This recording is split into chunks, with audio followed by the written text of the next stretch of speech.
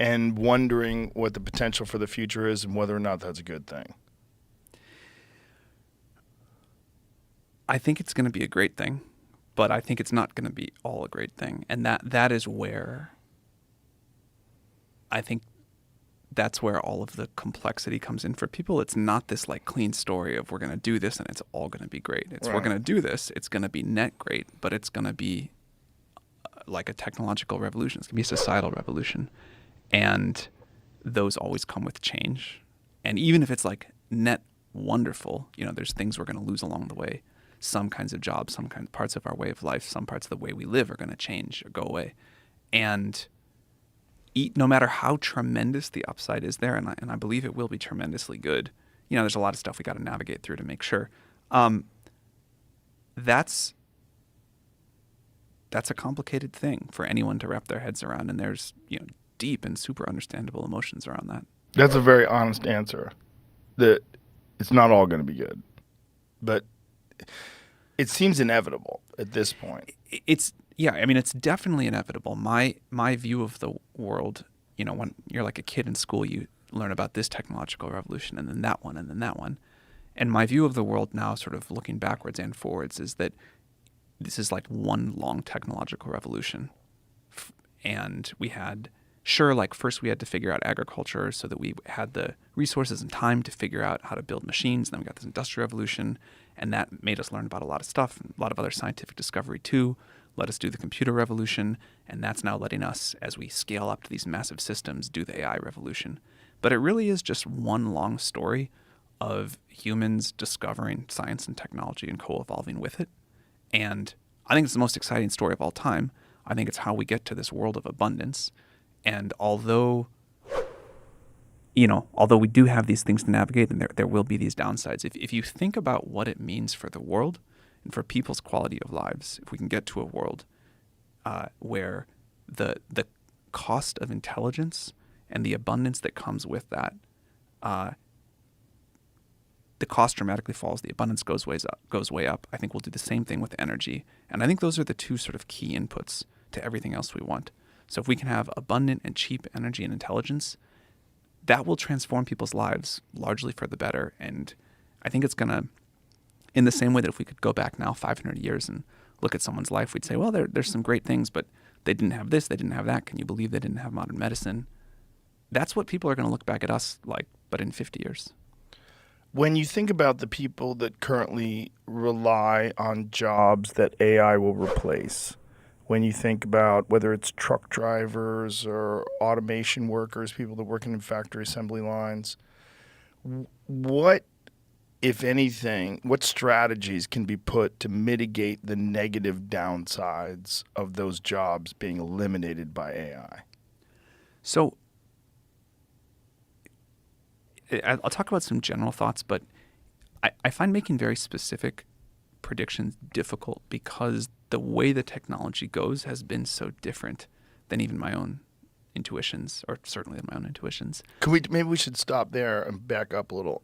What were your initial thoughts? If you had asked me 10 years ago, I would have said, first, AI is going to come for blue-collar labor, basically. It's going to drive trucks and do factory work, and it'll handle heavy machinery. Then maybe after that, it'll do like some kinds of cognitive labor, but not. It won't be off doing what I think of personally as the really hard stuff. It won't be off proving new mathematical theorems. It won't be off, discovering new science. Won't be off writing code. And then eventually, maybe last of all, maybe never, because human creativity is this magic special thing. Last of all, it'll come for the creative jobs. That's what I would have said. Now, it looks to me like, and for a while, AI is much better at doing tasks than doing jobs. It can do these little pieces super well, but sometimes it goes off the rails. It can't keep like very long coherence. So people are instead just able to do their existing jobs way more productively. But you really still need the human there today. And then B, it's going exactly the other direction. It could do the creative work first, stuff like coding second. They can do things like other kinds of cognitive labor third. And we're the furthest away from like humanoid robots.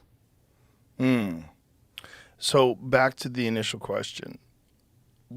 If we do have something that completely eliminates factory workers, completely eliminates truck drivers, delivery Yeah. drivers, things along those lines, that creates this massive vacuum in our society. So I think there's things that we're going to do that are good to do but not sufficient. So I think at some point we will do something like a UBI or some other kind of like very long-term unemployment insurance something, but we'll have some way of giving people like redistributing money in society as a cushion for people as people figure out the new jobs. But maybe I should touch on that. I'm not a believer at all that there won't be lots of new jobs. I think human creativity, desire for status, wanting different ways to compete, invent new things, feel part of a community, feel valued, that's not going to go anywhere. People have worried about that forever. What happens is we get better tools and we just invent new things and more amazing things to do. And there's a big universe out there. And I think, I mean that like literally in that there's like space is really big, but also there's just so much stuff we can all do if we do get to this world of abundant intelligence where you can sort of just think of a new idea and it gets created. But again, that doesn't, to the point we started with, that doesn't provide like great solace to people who are losing their jobs today. So saying there's going to be this great indefinite stuff in the future, people are like, what are we doing today? So, I think we will as a society do things like UBI and other ways of redistribution, but I don't think that gets at the core of what people want. I think what people want is like agency, self-determination, the ability to play a role in architecting the future along with the rest of society, the ability to express themselves and create something meaningful to them. And also, I think a lot of people work jobs they hate, and I think we as a society are always a little bit confused about whether we want to work more or work less. But somehow that we all get to do something meaningful and we all get to play our role in driving the future forward. That's really important. And what I hope is as those long-haul truck driving jobs go away, which, people have been wrong about predicting how fast that's going to happen, but it's going to happen. We figure out not just a way to solve the economic problem by like giving people the equivalent of money every month, but that there's a way that, and we've had a lot of ideas about this, there's a way that we like share ownership and decision making over the future.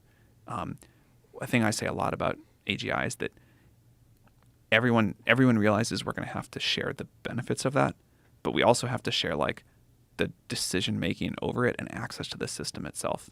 Like I'd be more excited about a world where we say, rather than give everybody on Earth like 1/8 billionth of the AGI money, which we should do that too, we say you get like 1/8 billionth of a 1/8 billionth slice of the system. You can sell it to somebody else. You can sell it to a company. You can pool it with other people. You can use it for whatever creative pursuit you want. You can use it to figure out how to start some new business. And with that, you get sort of like a voting right over how this is all going to be used. And so the better the AGI gets, the more your little 1/8 billionth ownership is worth to you.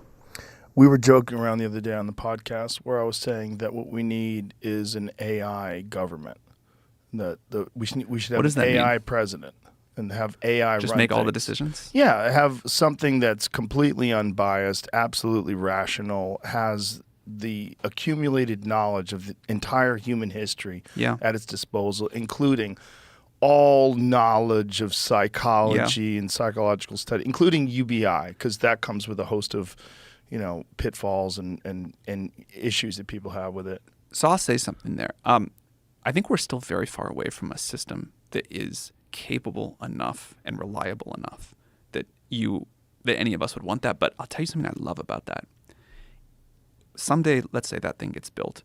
The fact that it can go around and talk to every person on Earth, understand their exact preferences at a very deep level, how they think about this issue and that one and how they balance the trade-offs and what they want, and then understand all of that and like collectively optimize optimized for the collective preferences of humanity or of citizens of the U.S., that's awesome.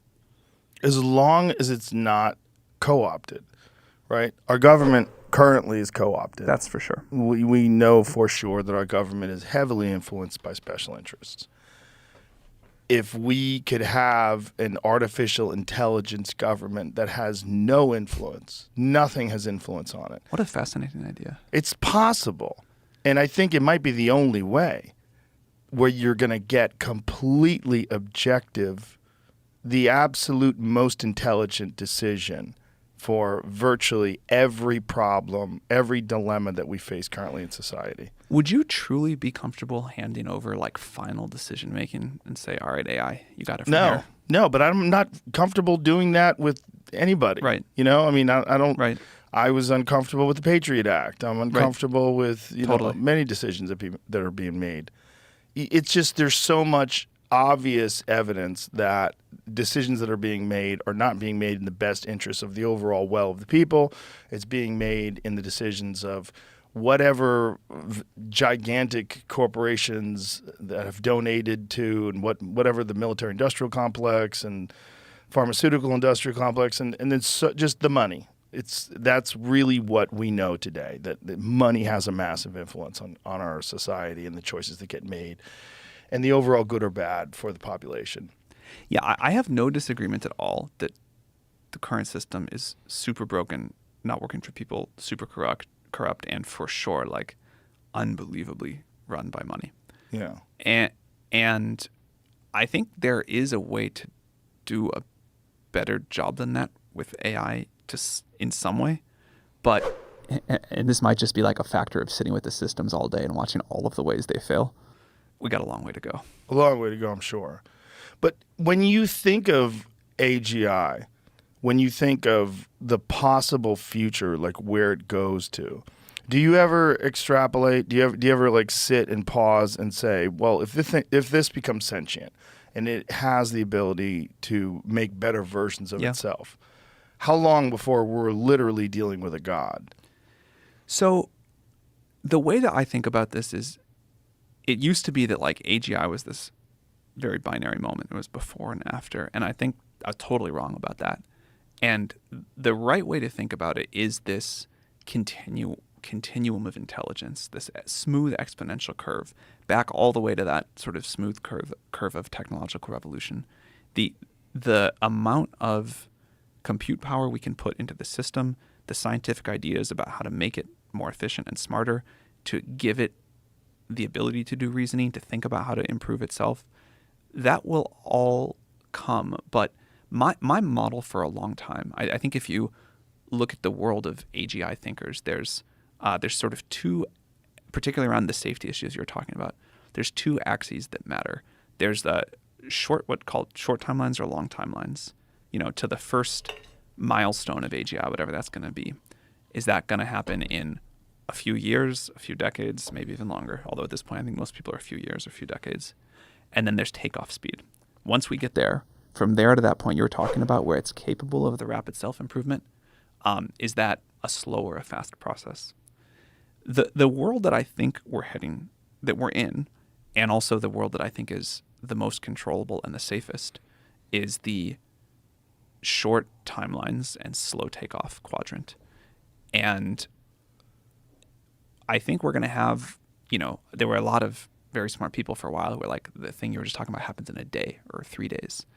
And that doesn't seem likely to me given the shape of the technology as we understand it now. Now, even if that happens in a decade or 3 decades, it's still like the blink of an eye from a historical perspective. And there are going to be some real challenges to getting that right. And the decisions we make, the sort of safety systems and the checks that the world puts in place, how we think about global regulation or rules of the road from a safety perspective for those projects, it's super important because you can imagine many things going horribly wrong. But I